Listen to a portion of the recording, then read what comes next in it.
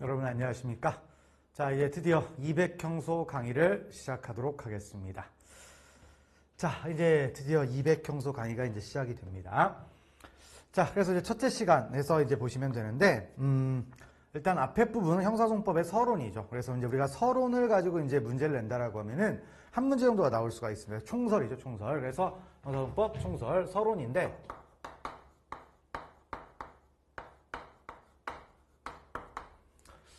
자, 서론 있습니다. 그러면 여기에는 이제 뭐가 있느냐? 뭐 형사송법의 기초가 있죠.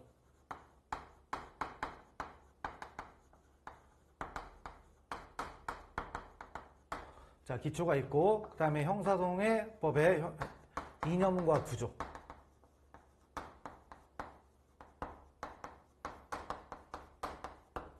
자, 요런 것들이 이제 등장을 합니다. 뭐 이 중에서 이제 한 문제 정도, 뭐 아니면 40문제가 된다라고 하면 두 문제 정도까지 나올 수가 있는 건데, 자, 이제 이 부분을 이제 한번 보도록 하겠습니다. 자, 그러면 이제 기초에서 들어가는데, 자, 기초의 첫 번째가 뭐다? 이제 형사소송법의 의의죠. 항상 이제 우리가 법 과목을 보게 되면은 형사소송법에 뭐가 등장한다? 자, 이제 의의가 등장을 하죠. 자, 그러면 형사소송법의 의미는 무엇인가라는 겁니다. 그래서 자, 의미는 어떤 거다? 뭐 이렇게 얘기하죠. 국가의 형벌권을 실현하는 절차다.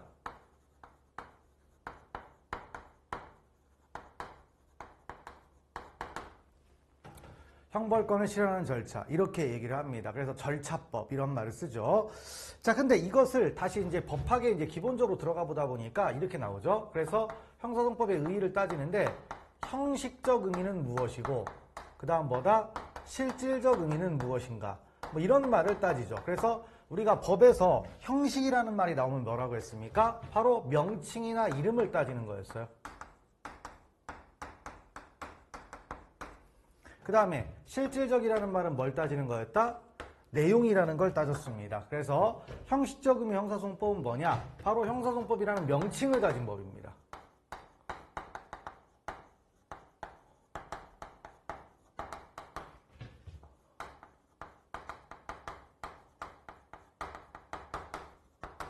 내용과 상관없이 명칭만 가지면 돼요. 그러면 대한민국의 형사소송법, 형식적 의미 형사소송법 몇 개 있습니까? 하나밖에 없는 거죠. 하나밖에 없다. 형사소송법전이 있습니다. 자, 그 다음에 실질적 의미는 어떻게 된다? 명칭과는 상관이 없어요.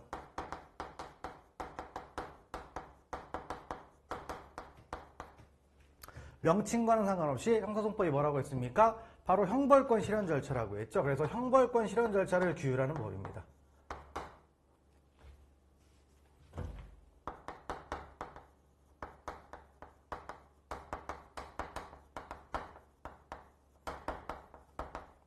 자, 규정된 법이라고 할 수 있습니다. 그래서 그런 이야기들이 등장을 하는데 바로 이제 1번하고 2번 이런 얘기가 이제 그런 얘기라고 볼 수 있죠. 그래서 우리 교재에 1번, 2번을 들어가 보게 되면 형사소송법은 형사소송법이라는 명칭을 가진 형식적 의미 형사소송법과 그다음에 국민의 형사재판 참여에 관한 법률 등과 같이 그 실질적 뭐다? 내용이 형사 절차를 규율하는 실질적 의미 형사소송법으로보다 나뉠 수도 있다. 그래서 자, 이렇게 나눠지는 거죠. 그러면 이제 형식적 의미 형사소송법은 뭐다? 형사소송법전입니다.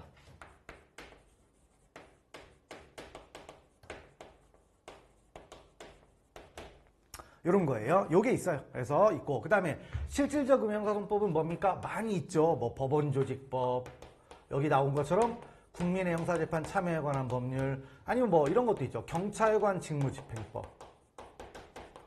무지 많습니다. 그래서 이런 부분들이 이제 등장을 하는 거죠. 그래서 있는데 결국에 이제 우리가 궁극적으로 학습할 것은 어떤 거다? 실질적 의미 형사소송법이 됩니다. 그래서 1번 내용은 그런 얘기고요. 2번으로 들어가 보면 그래서 실질적 의미 형사소송법이란 쭉 해서 있고 법원조직법, 소년법, 소송촉진대행에 관한 특례법 이런 것들이 있다라는 겁니다. 그래서 용어들을 좀 이제 알아두시면 되는 거였죠. 그래서 뭐 이것도 예전에는 강학적으로만 수업적으로만 끝났는데 지금은 이제 시험에 나오고 있다라는 거죠. 그러니까 시험에 빠뜨릴 수 있는 게 별로 없어요. 그래서 물론 이제 빠질 걸 또 수업하면서 정리를 하겠지만은 그런 걸 이제 파악을 하시면 되겠습니다.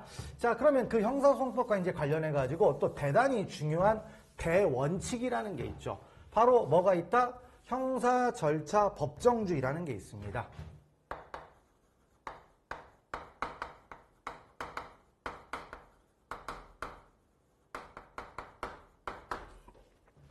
자, 형법에는 죄형 법정주의가 있듯이 형사소송법에는 형사절차 법정주의라는 게 있습니다.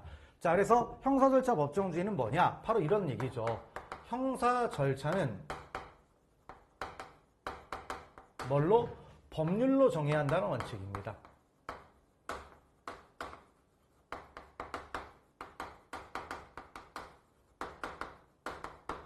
형사 절차는 뭘로 정하자? 법률로 정하자. 그래서 다른 것보다도 이 법률이라는 게 제일 중요한 거예요. 그래서 법률이라는 것은 의회, 즉 국민의 대표가 만드는 거죠. 국민이 만든 법에 의해서 나를 기본권을 제한할 수 있다. 이런 것이라고 볼 수가 있겠습니다. 그래서 형사절차 법정주의인데 이게 형법에는 죄형 법정주의가 되는 거고요. 그다음에 이제 우리가 행정법으로 가면 법치주의가 되는 거고요. 그다음에 헌법으로 가면 적정절차예요. 같은 말이에요, 다. 그래서 용어를 어떻게 쓰느냐에 따라 다른 말이지 결국엔 적법절차, 적정절차 이런 말하고 똑같은 얘기입니다. 그러니까 그대로 말만 갖다 붙이면 되는 건데요. 자, 근데 이 형사절차 법정주의라는 것이 다시 둘로 나눌 수가 있겠죠. 그래서 형식적 형사절차 법정주의가 있습니다.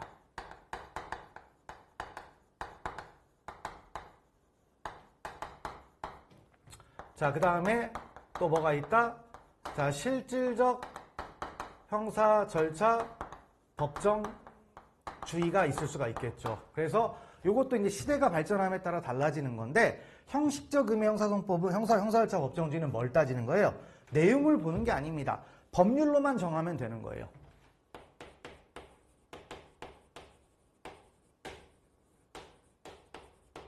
그러니까 여기에 형식은 법률로만 정하면 되는 거죠. 그래서 법률로 정한다. 그래서 내용을 안 보는 건데 실질적 의미 형사소송법, 실질적 형사절차 법정주의는 어떤 거냐면 이제 이 법의 내용도 뭡니까? 헌법적 이념에 부합해야 된다, 안 해야 된다? 부합해야 된다는 거죠. 그래서 그 내용도 정당해야 된다는 겁니다.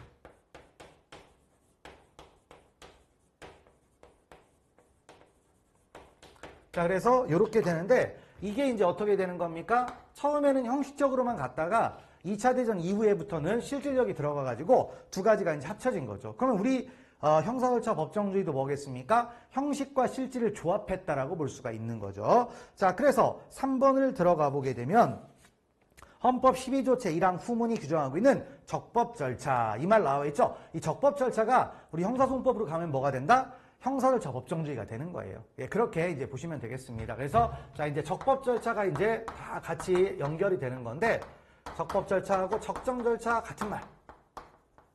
그다음에 자, 형사절차 법정주의 같은 말.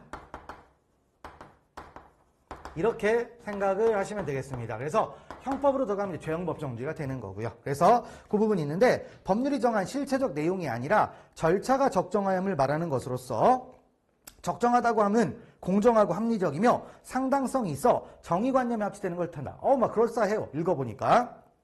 요즘 지문은 이런 식으로 나온다라는 거죠. 뭐냐면 예전에는 뒤만 읽으면 됐어요. 결론만 맞다 틀리다 이렇게만 봤는데 지금은 중간을 이렇게 시험 문제를 냅니다. 그래서 내용을 보시면 적법절차란 법률이 정한 실체적 내용이 아니라 절차가 적정함을 말한다. 아니라는 거예요. 그게 아니고 자, 절차뿐만 아니라 다 모든 게 정당해야 되는 거죠. 모든 게. 그래서 자, 실체적 내용도 정당해야 되고 절차도 정당해야 된다. 이런 얘기를 하는 겁니다. 그래서 모든 걸 다 포함한다. 그래서 그런 말들을 파악하시고 넘어가시면 되겠습니다. 자, 그 다음에 이제 4번 지문으로 가보면은 4번은 뭡니까? 적법 절차의 원칙은 그래서 적법 절차가 뭡니까? 모든 영역에 다 적용이 되는 거예요. 모든 영역. 그래서 자, 모든 국가 작용에 다 적용된다.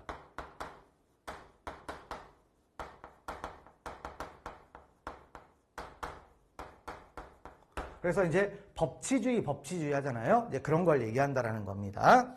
자, 그래서 적법 절차의 원칙은 단순히 형사 절차상의 범위 내에서만 적용되는 것이 아니라 형사 절차에서만 한정되는 게 아니죠. 기본권 제한과 관련된 든 아니든 모든 입법작용, 행정작용 다 합치니까 뭐예요? 모든 국가작용이죠. 그래서 모든 국가작용에 적용이 된다. 이런 말을 알아두시면 되겠습니다.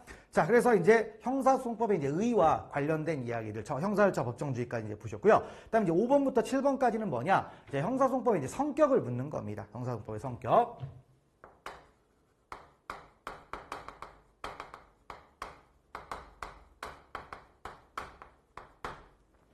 자, 성격을 묻는 겁니다. 그러면 그 성격은 어떤 거냐? 비교를 하는 거죠. 여러 가지하고 이제 비교하는, 대표적으로 비교할 게 뭡니까? 형법하고 비교할 거예요. 그래서 형법은 범죄를 다루는 거고, 범죄가 되느냐 안 되느냐. 그다음 형사소송법은 절차를 다루는 거죠. 그래서 바로 형법은 무슨 법? 실체법이 되는 거죠. 범죄가 되느냐 안 되느냐. 그다음에 형사소송법은 뭐가 되는 겁니까? 절차법이 되는 거죠.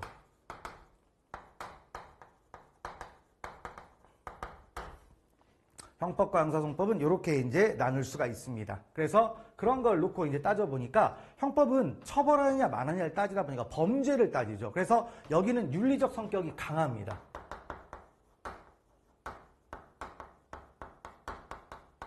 형법은 윤리적 성격이 매우 세요. 하지만 형사소송법은 윤리적 성격 같은 건 없습니다. 기술적 성격이 강하죠.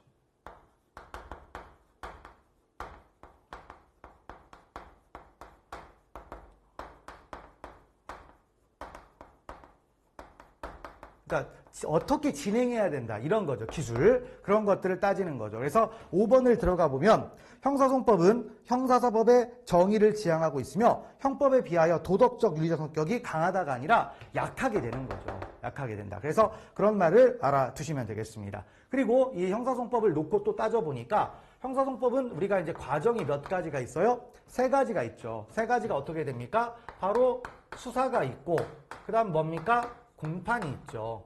그 다음 또 뭐가 있어요? 형집행이 있습니다. 그래서 이렇게 이제 3가지로 나눌 수 있는데 3가지를 제가 2가지로 편의상 묶었습니다. 그럼 왜 묶었느냐? 이걸 주체가 좀 달라져요. 그러니까 이쪽은 누가 주도하죠? 검사가 주도합니다. 그 다음에 이건 누가 주도합니까? 법원이 주도하죠. 그러면 성격이 달라질 수밖에 없어요. 검사는 행정부, 그 다음에 뭡니까? 법원은 사법부죠. 그럼 성격이 달라지는 거죠. 그래서 이쪽은 어떻게 되냐면 수사나 형 집행은 어떤 성격을 갖느냐? 한 목적성을 좀 더 강조합니다. 물론 이제 법적 안정성도 중요해요. 하지만 행정부적인 특징에서 뭐가 된다? 한 목적성을 강조합니다. 하지만 공판은 법정 내에서 재판을 가지고 법에 위반됐느냐 안 됐느냐만 따지잖아요. 그러다 보니까 뭘 강조하게 돼 있다? 자, 법적 안정성을 뭐하게 돼 있다? 강조한다라는 거죠. 법적 안정성을 강조한다. 자, 그래서 그 말이 6번에 나와 있죠. 그래서 형사소송법은 절차법으로서 실체법인 형법과는 목적 수단에 관계 있는 놓여 있는 순수한 한 목적적 규범이다. 아니죠.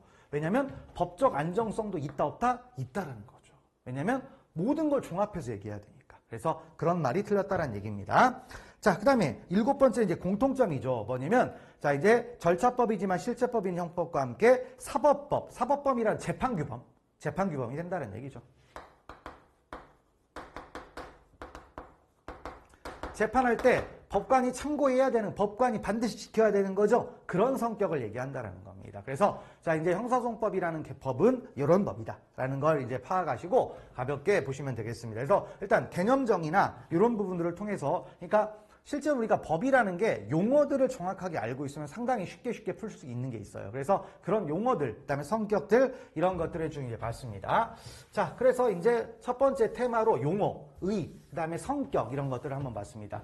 옛날에는 이런 부분들을 그렇게 내진 않았는데 요즘은 하나씩 나오고 있으니까 조금 신경을 써야 된다. 자, 그 부분 알아주고 이제 그러면 이제 본격적으로 시험에 많이 나오는 파트가 뭐냐? 서론에서 이제 가장 많이 나오는 게 법원 적용 범위, 나중에 이념 이런 것들이 등장할 수가 있는데, 자, 형사소송법에 이제 법원을 한번 들어가 보도록 하겠습니다.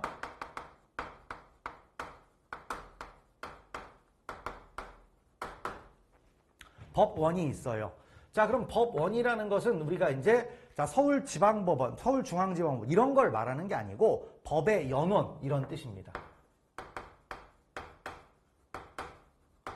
말이 더 어려워지고 있죠. 법의 근원. 뭐 이런 것들을 생각하는데 상당히 말이 어려워요. 이게 왜 어떻게 해서 됐는지 관념적으로 조금 되지만 마땅히 설명이 좀 어렵습니다. 그래서 실천적인 뜻을, 우리 수험생 입장에서는 실천적인 뜻을 아는 게 중요하겠죠. 그래서 법원이라는 말은 이런 뜻으로 이제 보시면 되는 겁니다. 자, 그래서 우리가 법원성이 있다라는 말과 그다음에 법원성이 없다라는 말이 있어요. 이걸 잘 기억하면 돼요. 법원성이 있다, 없다 이거를 보시는데 없다라는 말을 좀 보시면 되는 겁니다. 그래서 이렇게 이제 들어가는데, 자, 그럼 법원성이 있다라는 얘기는 자, 이제 법의 연원이 된다. 이런 얘기예요. 그러면 해석 기준도 되고 지켜야 되는 거예요. 재판이나 모든 영역에서 반드시 지켜야 되는 것들입니다. 그러면 이건 뭐냐면 안 지키면 위법이 된다는 뜻입니다.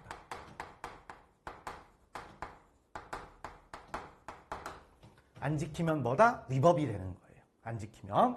그 다음에 법원성이 없다라는 것은 뭐냐면 우리가 규범이라고 해서 여러 가지 내용들이 있죠. 뭐 대한민국에는 한 약 2만여 개의 법령이 존재한다라고 합니다. 그러면 그 2만여 개의 법령을 우리가 다 알 수는 없잖아요. 그러다 보니까 반드시 지켜야 되는 것이 있고, 그다음 반드시 지키지 않아도 되는 것들이 있다라는 겁니다. 그러면 자 이제 바로 반드시 지켜야 되는 게 뭐다? 법원성이 있다라는 뜻이에요. 그 다음에 법원성이 없다라는 얘기는 안 지켜도 위법은 아니다. 근데 이거 오해하면 안 됩니다. 안 지켜도 위법하지 않다. 무조건 안 지켜야 된다. 그게 아니라 다른 거에 의해서 위법은 될 수가 있어요. 하지만 그 자체의 규범만 가지고는 위법이라고 볼 수 없는 거. 이런 것들을 따져보는 게 이제 뭐다? 법원성이 없다. 이런 뜻이에요. 그래서 요걸 놓고 보는데 그러면 이제 우리가 형사소송법의 법원을 따질 때 어떻게 따지면 되느냐? 법의 체계도를 좀 그려보면 되는 거죠. 법의 체계도를 그려보면 되는데, 자, 법의 체계, 삼각형이, 마음이 삐뚤어졌는데 삼각형이 잘 안 그려지네요.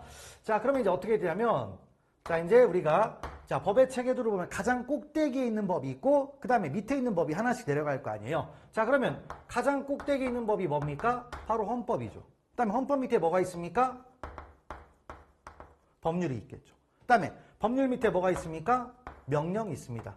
근데 명령에는 뭐 규칙, 조례, 명령, 규칙, 조례 다 있어요. 뭐 시행령, 시행규칙, 조례 이런 것들은 다 명령으로 취급을 하면 됩니다. 레벨은 똑같다 이렇게 생각을 하시면 되겠어요. 그러면 이렇게 세 가지가 있는데 이 세 가지 중에 어떤 거를 지켜야 되느냐 이런 걸 따지는 겁니다. 그러면 자 이제 어떻게 됩니까? 헌법.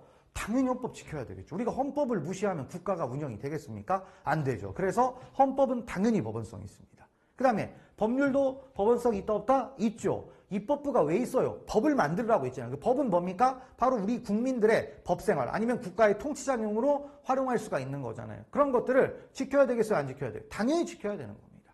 그래서 이 두 가지는 당연히 법원성이 있습니다.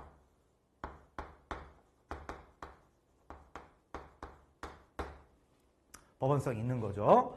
자, 그리고 헌법 모든 조항 뭐 그런 것보다는 이제 형사소송법의 법원이 되는 이제 헌법 규정 이런 걸 생각하시면 되겠죠. 그다음에 여기서 말하는 법률은 또 모든 법률이 아니라 바로 뭐다? 실질적 응의 형사소송법. 요 정도를 생각을 하시면 되는 겁니다.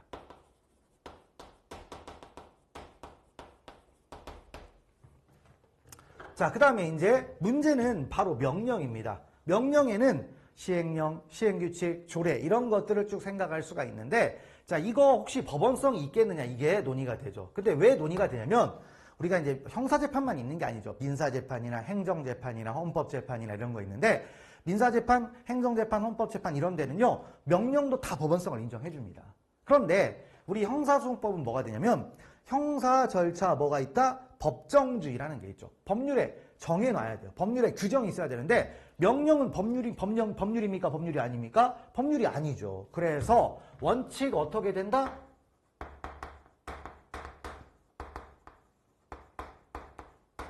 법원성 있다 없다? 없어요.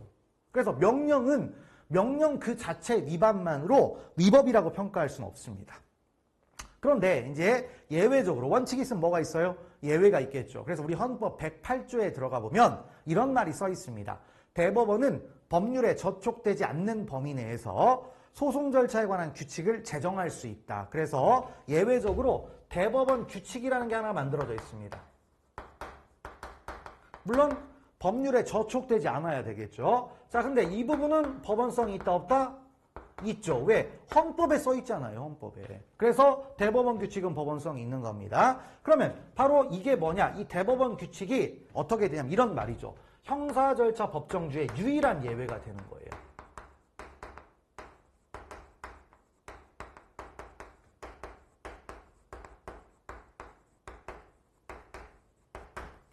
형사 절차 법정주의 뭐가 된다? 유일한 예외가 되는 겁니다. 그래서 이제 이걸 놓고 이제 응용을 해 나가면 되겠습니다. 자, 그래서 명령은 원칙적으로 법원성이 있다라고 했습니까? 없다라고 했습니까? 없다라고 했죠. 그 대표적인 게 바로 여기에 대표적인 예가 바로 대통령령입니다. 대통령령은 법원성이 있다 없다? 없죠. 대표적인 게 뭐예요? 수사 준칙이요. 수사 준칙. 수사에서 검사와 사경과의 관계를 정한 준칙이 하나 있죠? 대통령령. 그 다음에 또 뭐가 있냐면 법무부령 같은 게 있어요. 법무부령, 검찰 사건 사무규칙 이런 것들이 있습니다. 자, 이런 건 법원성이 있다 없다? 없습니다. 자, 그걸 알아두시고요. 그 다음에 이제 대법원 규칙과 이제 비교를 할 건데 대법원 규칙과 이제 비교되는 내용이 하나가 있어요. 어떤 거냐? 한 끗발 차이인데 별거 아닌 것처럼 보이는데 엄청난 차이가 있는 게 있습니다. 바로 대법원 예규라는 게 있어요. 우리는 대법원 예규라는 말 잘 안 쓰고 재판 예규라는 말 씁니다. 법원 실무제휴 같은 거 있는데 여기에서 이제 대법원 예규 같은 걸 만들어서 어떤 사건일 때는 어떻게 하자 이렇게 자기들끼리 정한 게 있어요. 그러면 자기들한테는 중요하지만 이건 일반 국민하고는 관계가 있다 없다? 없습니다. 그래서 한 끗발 차이지만 이건 법원성을 인정받는다 못 받는다? 법원성을 인정받지 못합니다. 그래서 이런 것들을 이제 알아두시면 되겠죠. 일단 이게 기본 버전이에요.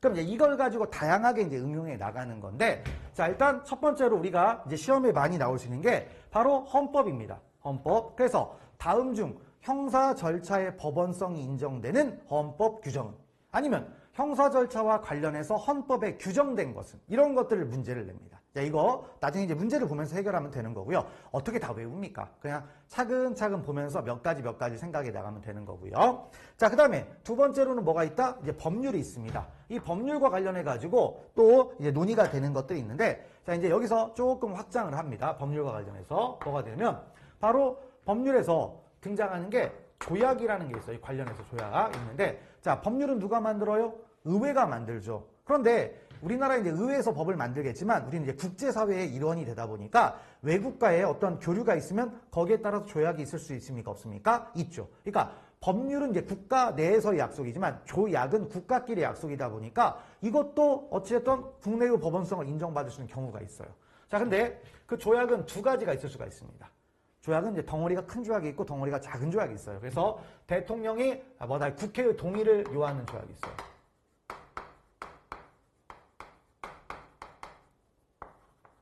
동의를 요하는이라고 쓸까요? 요하는?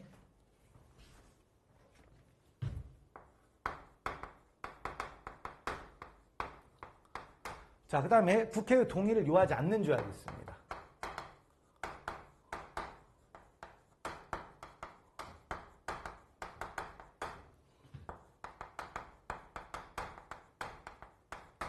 이렇게 있을 수가 있습니다. 자, 그러면 이제 국회의 동의를 요하는 조약에서 국회의 동의를 받았다. 동의를 받으면 무슨 효력이 생기느냐? 이건 법률의 효력이 생깁니다.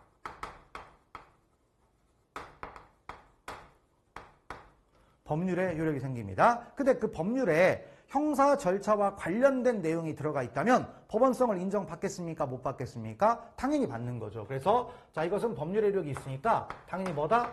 법원성을 인정받는 거죠. 자, 근데 국회의 동의를 요하지 않는 조약은요, 그러니까 장관들이 가서 체결하는 건데 이것은 뭐다? 명령의 효력입니다.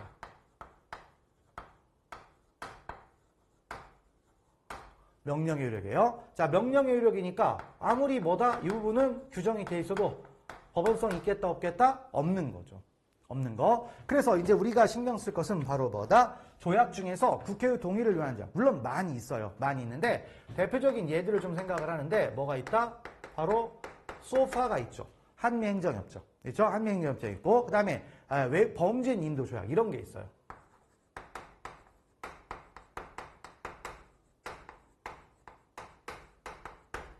이런 부분들은 국회의 동의를 받은 조약입니다. 그러니까 지켜야 된다, 안 지켜야 된다? 지켜야 되는 거죠. 근데 이제 국회의 동의를 요하지 않는 건 대표적인 게 비자 면제 협정 같은 거예요. 국가끼리 비자 면제 협정인데 그런 것들은 국회의 동의를 받는다, 받지 않는가? 받지 않습니다. 그래서 비자 면제 협정.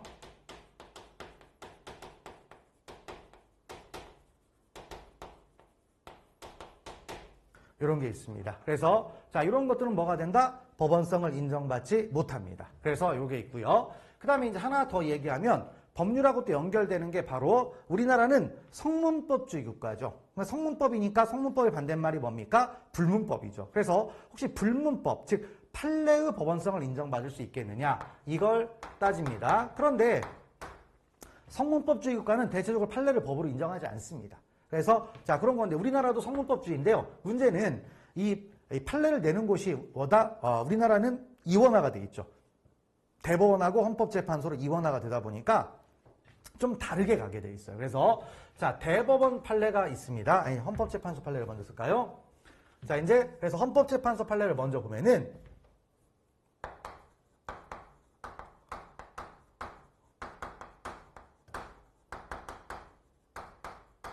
헌법재판소의 판례가 나오죠. 뭐 최근에도 뭡니까? 형법의 친족상돌에 대해서 헌법 불합치 결정 이런 거 났잖아요. 그래서 자, 이제 판례가 나왔는데 그 중에서 모든 판례가 아니고요. 바로 위헌이나 헌법 불합치 결정이 있습니다.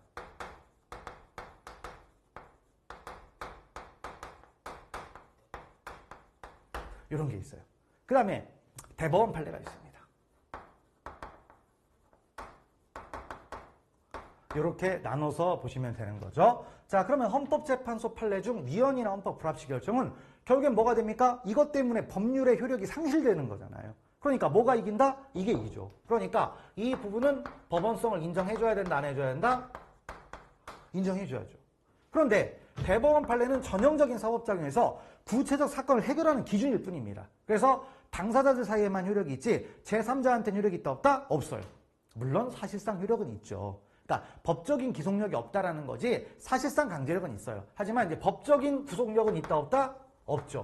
그러니까 법원성을 인정받는다 못 받는다? 못 받게 되는 겁니다. 그래서 이제 이 법원과 관련된 한 페이지 정도의 내용 여러분들이 꼭 기억을 하시고 자, 이제 내용을 들어가 보겠습니다. 자, 그래서 8번 가보면 헌법은 피고인과 피의자의 기본적 인권을 보장을 위하여 형사 절차에 관한 규정을 두고 있으며 자, 이러한 체크할까요? 헌법의 규정은 형사소송법의 법원이 된다 안 된다? 되죠. 당연히 법원성을 인정받는다는 얘기입니다. 그래서 이제 헌법 규정도 쭉 나와 있는데 이거를 외우라는 게 아니에요. 계속 읽으라는 얘기입니다. 왜냐하면 읽어보면서 문제를 풀어봐야만이 되는 거지 이걸 외우려고 하면 답이 없습니다. 물론 능력이 좋으면 외워도 좋은데 참고로 저는 외우지 않았습니다. 그래도 충분히 해결할 수 있는 거니까요. 이렇게 보시면 됩니다. 그래서 이제 문제들이 나오는 걸 보는데 단편적인 문제는 9번처럼 나와요. 그래서 헌법에서 형사 절차와 관련하여 명시적으로 규정하고 있지 않은 것. 그러면 이제 규정이 있는 거 없는 걸 쭉 따지는데 신속한 공개 재판을 받는다. 있습니다. 27조에. 그 다음에 피구속자의 가족 등이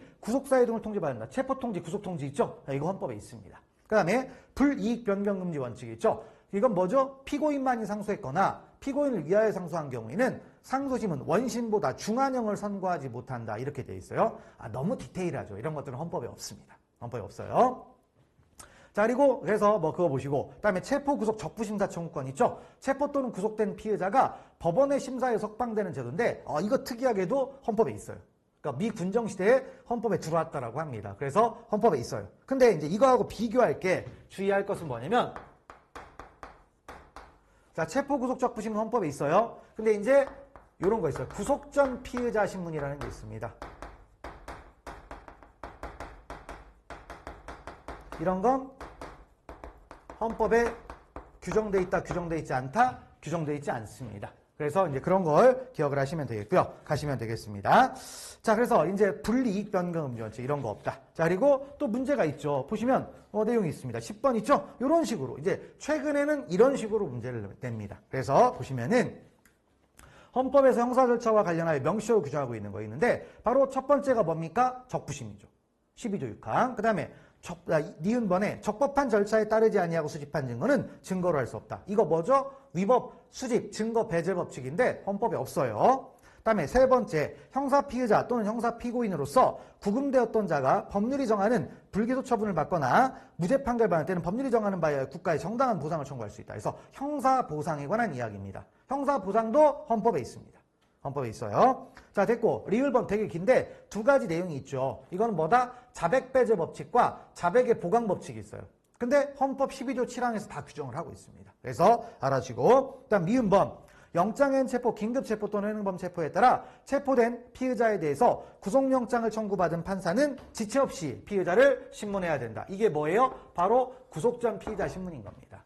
이런 것도 있고 그 다음에 뭐 증거재판주의 이런 거 있죠? 이런 것들도 다 뭐다? 헌법에 없는 것들이에요. 그런 걸 기억을 하시면 되겠고요. 넘어가시면 되겠습니다. 자, 그 다음에 이제 법원과 관련된 또 나머지가 있죠. 11번 가보면 헌법 108조에 의하여 대법원은 소송에 관한 절차, 법원의 내부 규율과 사무 처리에 관한 규칙을 제정할 수 있으며 그 다음에 형사 절차의 기본적 구조나 피고인을 비롯한 소송 관계자의 이해에 관한 사항을 제한 없이 규칙으로 제정할 수 있다. 말도 안 되는 얘기죠. 그래서 항상 생각을 하면 법률은 뭡니까? 헌법의 범위를 넘어서면 된다, 안 된다? 안 되죠. 그다음 명령은 법률의 범위를 넘어서면 안 되고 헌법의 범위를 넘어서면 안 돼요. 그래서 법률에 저촉되지 아니하는 범위 내에서 이런 말이 나옵니다.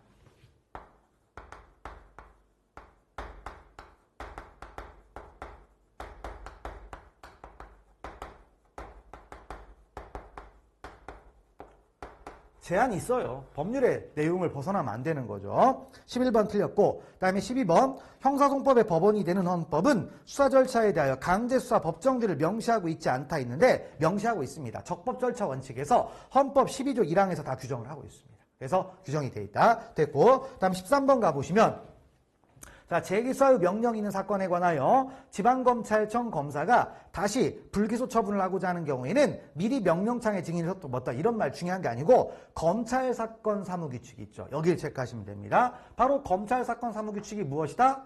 뭐예요? 법무부령입니다. 법무부령이니까 법원성이 있다 없다? 없다 이거죠. 그래서 법규적 효력이 없다라는 거예요. 법규적 효력이 없다. 그래서 그런 말들을 알아두시면 돼요. 그러니까 자기들끼리는 문제가 생겨요. 검찰 내부에서는 문제가 생기지만 일반 국민한테 이걸 가지고 위법이다 이런 말은 못한다는 겁니다. 그걸 알아두시면 되겠죠. 자, 그래서 법원과 관련된 이야기들을 이렇게 쭉 봤습니다. 넘어가시면 되겠습니다. 자, 그 다음 내용으로 이제 형사송법의 적용 범위가 있습니다. 서론에서도 상당히 이야기들이 많이 나오는 게 있죠. 그래서 이제 형사송법의 적용 범위와 관련된 이야기를 또 보도록 하겠습니다.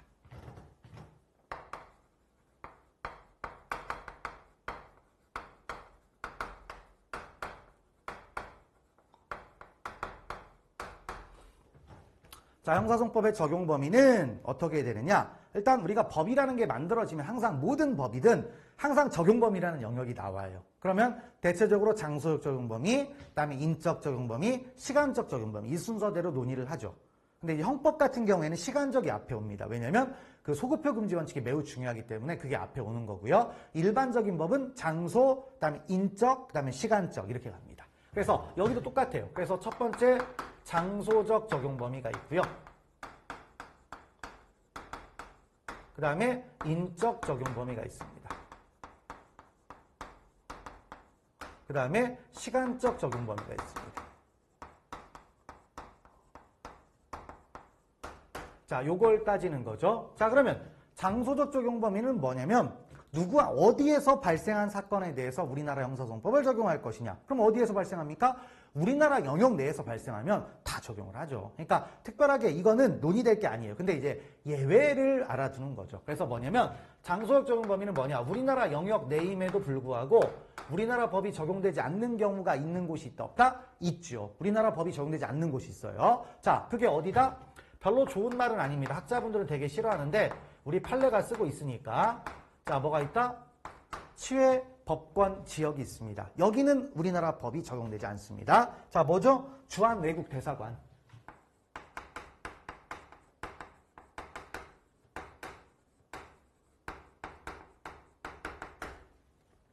주한 뭐다? 외국 대사관이 있습니다. 외국 대사관은 그 나라 영토에, 그러니까 외교관계에 관한 비엔나 협약이라는 국제조약이 있어요. 이것도 다 뭐다?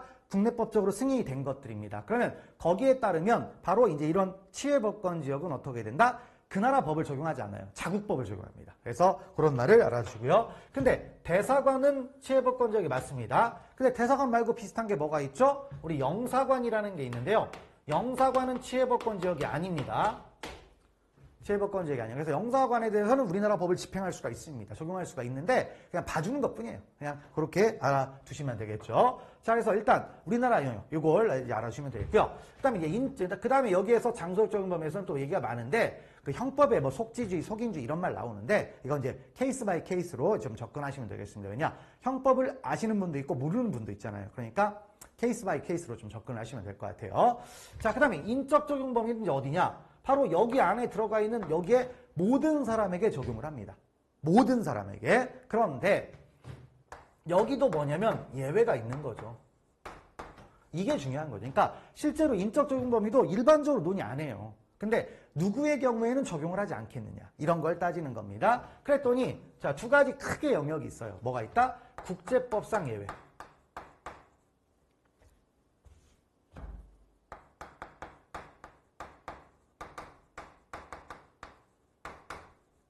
그 다음에 또 뭐가 있다?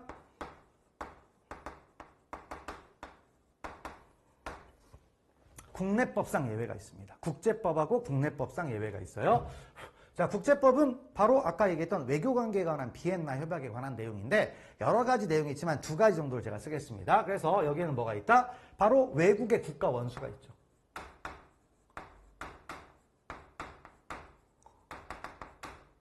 그 다음에 그 가족, 그 다음에 대한민국 국민이 아닌 수행자.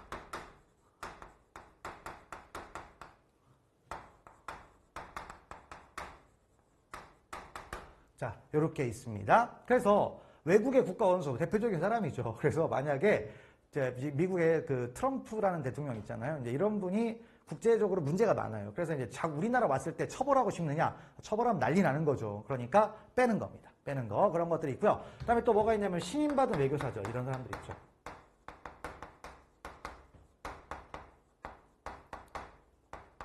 그러니까 대사관에 근무하는 외교관들이 있죠. 그런 사람들 얘기합니다. 근데 이제 여기서는 중요한 말이 대한민국 국민이 아닌 수행자입니다. 대한민국 국민이 아닌 수행자.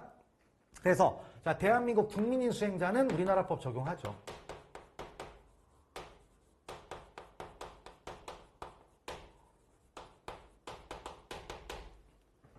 대한민국 국민인 수행자 이렇게 나오면 틀린다. 근데 별로 중요하진 않습니다. 그래서 있고요. 그다음 이제 국내법상 예외가 그래도 중요하겠죠. 자, 국내법상 예외는 어떻게 되느냐? 자, 일단 누가 있냐면 두 사람이 있어요. 누구? 대통령과 그다음에 또 누가 있습니까? 국회의원이 있죠. 대통령하고 국회의원이 있습니다. 자, 그러면 대통령이라는 사람한테는 이제 뭐가 있냐면 바로 헌법에 들어가 보니까 불소추 특권이라는 게 있죠. 그래서 불소추 특권.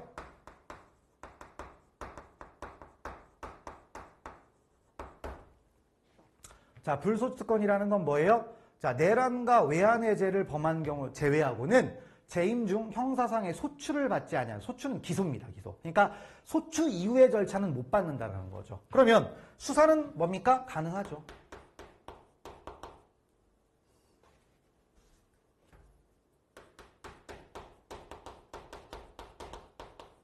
이런 게 있죠. 그래서 일단 여기 조문 한번 잘 읽으세요. 내란과 외환을 제외하고는 재임 중 소추당하지 아니한다. 이 말을 기억을 하시면 됩니다. 그러니까 내란죄와 외환죄를 저질렀다면 재임 중에 처벌할 수 있어요. 하지만 그 외적으로 뭐 예를 들어 직권남용이나 뇌물이나 뭐 이런 것들 있잖아요. 그런 것들은 자 뭐다 퇴임한 다음에 처벌을 받게 된다라는 거죠. 그러니까 퇴임을 하려고 하는데 임기가 많이 남아있는데 안 나가고 있어요. 그럼 어떻게 한다? 탄핵 같은 거 하는 거죠. 그래서 그런 말을 알아주시면 되겠고 그다음에 이제 두 번째로 뭐가 있습니까?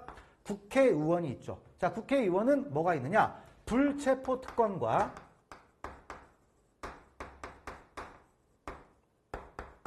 그 다음에 면책 특권이 있습니다. 역시 여기도 여러분들이 이제 조문을 잘 읽어봐야 되는데 헌법 조문들을 한 번씩 꼬박꼬박 읽어볼 필요가 있는 거죠. 그래서 불체포 특권은 국회의원은 현행범인인 경우를 제외하고는 국회의 동의 없이 회기 중 체포 또는 구금되지 아니한다. 그러니까 현행범이면 그냥 잡을 수 있고요. 그다음에 회기가 아니면 그냥 잡을 수 있고요. 그다음에 회기일 때에는 국회의 동의가 필요하다는 얘기입니다. 그런 얘기들 알아주시고 근데 여기는 판례가 없고 조문만 나와 있으니까 이 두 가지는 조문만 잘 읽으시면 되겠습니다. 근데 이제 면책 특권은 판례가 있어요. 그래서 이제 판례를 보는데 자 일단 면책 특권은 어떻게 되냐면 국회의원이 국회에서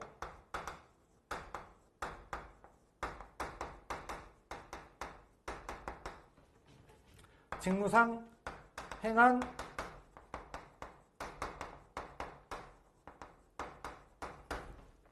국회에서 직무상 행한 발언과 뭐가 있다? 표결이라는 게 있다 이거예요. 그러면 이런 부분에 대해서는 어떻게 되느냐? 그랬더니 국회외에서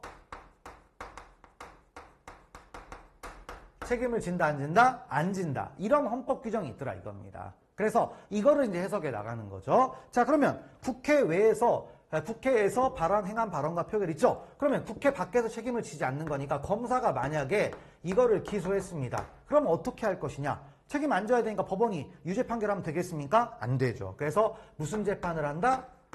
공소 기각 판결을 합니다. 근데 공소기각 판결을 하는데 327조 2호에 따라서 공소기각 판결합니다. 공소 제기 절차가 법률의 규정에 위반하여 무효인 경우에 해당한다라는 거죠. 그래서 재판권이 없기 때문에 공소기각 판결 아닙니다.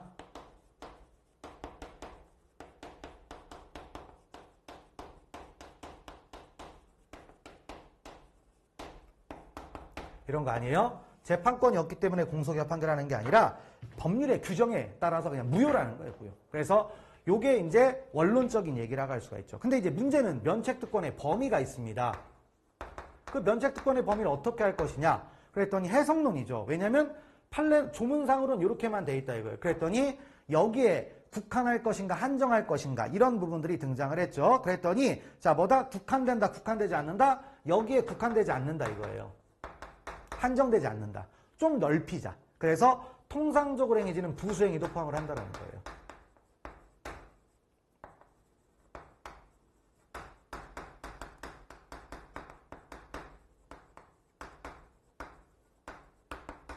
통상적으로 뭐다? 행해지는 부수행위. 그러니까 뭐냐면 이 직무상 행위건 발언과 표결과 부합되는 불가분적으로 밀접한 행위들이 있겠죠. 이런 것들은 포함을 시키겠다는 겁니다. 그러면 그런 게 어떤 거냐? 그때그때 다르겠죠. 그래서 거기에 대해서 이제 판례가 예를 든 건 바로 기자들에게 미리 원고를 배포하는 겁니다.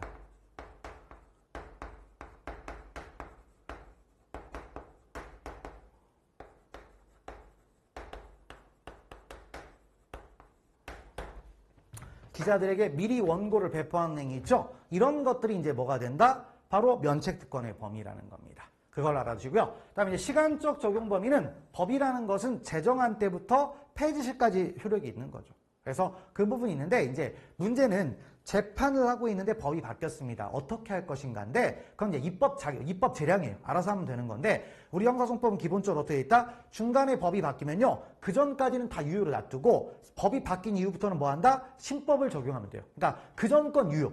그 다음에 그 후의 거는 그냥 신법을 적용하면 된다. 이런 식으로 가는 겁니다. 그래서 그 부분을 알아두고 이제 내용을 들어가 보면 되겠죠. 자, 그래서 14번부터 들어가 보면 14번하고 15번을 묶으시면 되겠죠. 바로 뭐다? 국회의원의 면책특권과 관련된 이야기입니다. 자, 읽어보시면 국회의원의 면책특권의 대상이 되는 행위는 국회의 직무수행에 필수적인 국회의원의 국회 내에서의 직무상 발언과 표결이라는 의사표현 행위 자체에만 자, 국한된다, 국한되지 아니한다, 국한되지 않는다. 이 부분을 체크하시고요. 그 다음에 이에 또 체크할까요? 통상적으로 부수하여 행하여지는 행위까지도 포함을 한다. 여기를 알아주고 그와 같은 부수행위인지 여부는 구체적인 행위의 목적, 장소, 태양 등을 종합하여 어떻게 한다? 개별적으로 판단하게 돼 있다라는 겁니다. 그 부분을 보시고요. 그래서 이제 사건 들어가는데 국가안전기획부의 불법 녹음 내용과 검사들이 땡땡그룹으로부터 떡값 명목의 금품을 수사했다는 내용이 게재된 보도자료를 국회법제사법위원회에 개의당일 국회의원회관에서 기자들에게 배포한 행위 뭐다? 면책특권이다 이거죠. 그래서 기자들에게 원고 배포한 거 뭐예요? 통상적으로 행위는 부수행위죠. 그러니까 공소기각 판결한다는 얘기입니다. 됐고 넘어가시면 되겠습니다. 자, 그리고 이제 16번부터 또 여러 가지가 나와 있는데 자, 16번은 이제 어떤 얘기냐면 바로 이제 뭐죠? 조약도 뭐가 됩니까? 형사소송법에 법원이 될 수가 있다 없다? 있죠. 국회의 동의를 받았다면. 그래서 이제 그 대표적인 조약이 뭐가 있다고 했습니까? 바로 소파가 있다고 했죠. 소파. 그래서 자, 소파가 있는데 소파 적용 대상자가 있죠. 우리 이제 이 소파도 형사소송법의 법원이 됩니다. 그러면 누구를 소파 사건에 적용할 것인가 이 부분인데 뭐 한 4사람이 있어요. 자, 줄인 겁니다. 미합중국 군대, 주한미군, 그 다음에 군속도 있고요. 그 다음에 그 가족도 있고요. 그 다음에 초청계약자, 뭐 이런 사람들이 있어요. 그런데 이거 외우라는 거 아니고 그럼 뭐다? 여기서 군속이 있어요. 군속도 미국 국적을 가진 미 군속이 있는데 이 사람에 대해서 단서가 하나 끼어들어가 있습니다. 단서는 뭐라고 돼 있냐면 자, 어떻게 돼 있냐면 통상적으로 대한민국에 거주하는 자는 제외가 된다.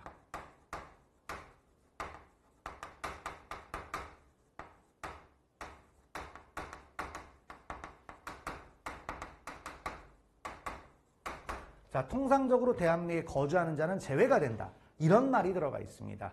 그래서 이게 논의가 됐던 사건인데요. 바로 16번입니다. 읽어보시면 자, 미합중국 국적을 가진 미합중국 군대의 군속이 10년 넘게 대한민국에 머물면서 한국인 아내와 결혼하여 가정을 마련하고 직장 생활을 하는 등 생활 근거지를 대한민국에 두고 있었던 경우. 자, 10년 동안 이 사람이 우리나라에 머물렀대요. 일반적으로 10년 머물면 한국 사람하고 똑같아요. 말투도 똑같고. 근데 이 사람은 더군다나 뭡니까? 한국인 아내하고 결혼까지 했대요. 그래서 가정 생활을 합니다. 그럼 어떻게 됩니까?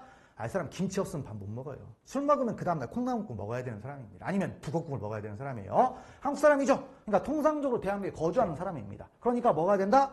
우리나라 형사소송법을 적용하자. 소파를 적용하면 된다, 안 된다? 안 된다. 근데 말이 좀 어렵습니다. 그래서 끝에 두 번째 줄 끝에 있죠. 미합중국 군대의 군속에 관한 형사재판 관련 조항. 이게 소파예요, 소파. 그리고 그러니까 소파가 적용될 수 있다. 아니죠. 소파가 적용되면 안 된다라는 겁니다. 그래서 뭐다? 통상적으로 대한민국에 거주하는 자는 뭐가 된다?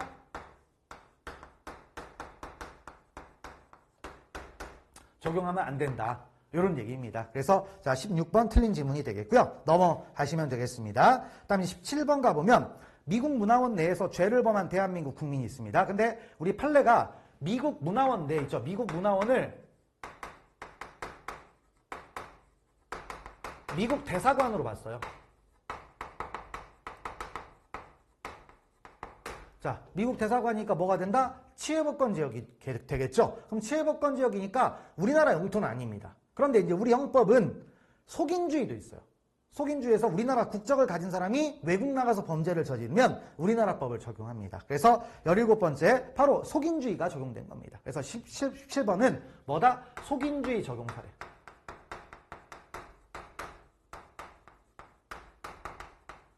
이런 거라는 거죠. 그걸 알아주고요. 넘어가시고. 그 다음에 18번은 뭐냐? 보호주의 사례인데 형법 얘기죠. 근데 어쨌든 뭐냐면 외국인이 외국에서 범죄를 저질렀어요. 그래서 우리 형법에 외국인의 국외범이라는 게 있어요.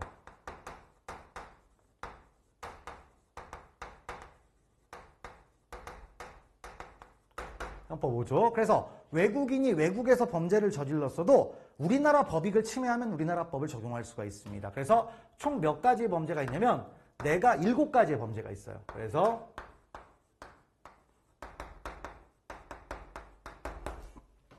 자 뭐가 있냐면 내란죄, 외환죄, 국기에 관한 죄, 통화에 관한 죄, 유가증권에 관한 죄, 문서에 관한 죄, 인장에 관한 죄가 있습니다. 그런데 여기서 문서하고 인장 있잖아요.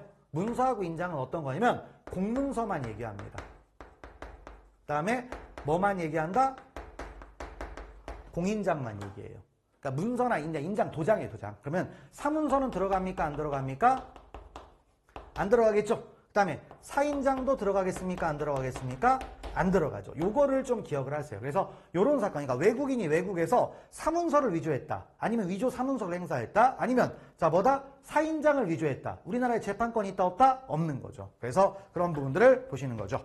자, 그래서 18번째를 가보면 캐나다 시민권자인 피원. 캐나다 시민권자라는 얘기는 대한민국 국적자가 아니라는 거예요. 외국인이. 그래서 캐나다 또 어디에서? 외국에서. 그러면 위조 사문서를 행사했으니까 재판권이 있습니까? 없죠. 넘어가시고. 다음에 19번째. 대한민국 북경시에 소재한 대한민국 영사관이 있네. 영사관은 취해법권 지역이 아니다? 아니죠. 그러면 중국 북경시에 소재한 대한민국 영사관 내부 있죠? 여기 어디요? 중국 영토예요. 중국 영토. 그러면 중국에서 중국인이 뭘 했습니까? 사문서를 위조했대요. 재판권 있습니까? 없죠. 그래서 됐고. 다음에 20번째는 뭐냐면 형법 6조를 적용한 사례입니다. 근데 어떤 거냐면 5조는 이런 범죄잖아요. 6조는 이거 이외의 범죄를 저질렀는데 우리나라 사람을 대상으로 저질렀다는 겁니다. 그러면 그 나라에서 만약에 범죄가 안 된다면 처벌을 안 받 그런 경우가 아니라면 뭐다? 우리나라 법을 적용할 수가 있습니다. 그래서 20번 읽어보시면 대한민국 법인의 대표자인 외국인이 내국법인이 외국에 설립한 특수목적법인에 위탁해준 자금을 정해진 목적과 용도 외에 임으로 사용하여 횡령을 했습니다. 그러면 이제 피해자가 어디다? 내국 법인이 되는 거예요. 피해자는. 그러면 피해자가 내국 법인이 되니까 우리나라 사람이 피해를 입었다 하고 똑같이 취급하는 겁니다. 그러면 우리나라 법에 재판권이 있다 없다? 있는 거죠. 그래서 실제 형법하고 겹치는 영역이다 보니까 이렇게 이제 있다라는 거 알아주고요. 그다음에 21번째를 가보시면 대통령은 내란 또는 외환의 죄를 범한 경우를 제외하고는 재직 중에 수사를 받지 아니한다가 수사가 아니고 뭐죠? 소추를 받지 아니한다고 해서 수사는 받을 수 있어요. 근데 기소되거나 아니면 기소 이후에 형사 절차 있죠? 이런 걸 진행을 못하는 것 뿐입니다. 넘어가시고 그다음에 22번째가 이제 시간적 적용범위죠. 이미 이제 얘기했던 건데 시간적 적용범위는 이 판례만 나옵니다. 그래서 읽어보시면 소급표 금지 원칙은 형사법의 대원칙으로서 형사소송법의 개정이 이루어지는 경우 개정법 시행 당시 수사 중이거나 법원에 계속 중인 사건에 대해서는 신법을 적용하고 구법에 따라 이미 행한 소송의 유력은 인정되지 않는다. 그러니까 형법은 그럴 수 있겠죠. 소급표 금지. 근데 형사소송법은 소급표를 적용하지 않아요. 그러니까 구법은 그대로 시행했으면 유효입니다. 그러니까 자 이미 행한 소송의 유력 어떻게 된다? 유효입니다.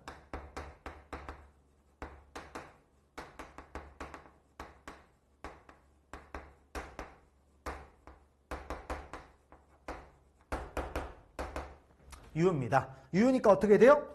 그대로 인정하면 되는 겁니다. 그리고 이제 구법에 저촉되지 않시 뭐다 이제 신법을 적용할 수가 있는 거죠. 이후부터는 신법을 적용하는 겁니다. 그래서 그런 표현들을 또 읽어 보시면 되겠습니다.